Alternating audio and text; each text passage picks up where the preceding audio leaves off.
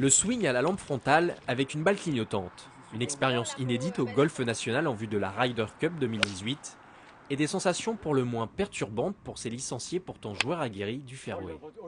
C'est assez surprenant. Les sensations sont totalement différentes.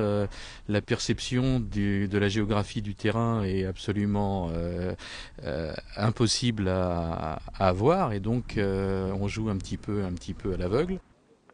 Les repères s'en vont, le point d'arrivée reste dans l'obscurité et même les plus courtes distances comme au putting s'avèrent très tortueuses.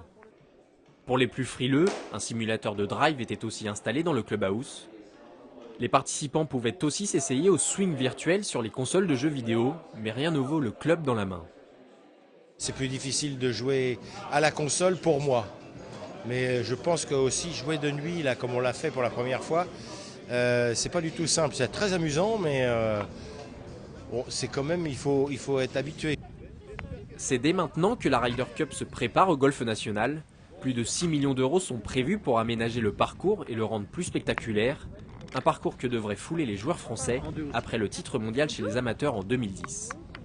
La mission qui leur est donnée par le comité directeur et par moi, bien sûr, c'est de dire les enfants, on a la Ryder Cup, mais si on n'a pas de Français dans l'équipe européenne, il n'y en a que 12 membres, c'est une équipe réduite, les meilleurs Européens, on aura raté quelque chose.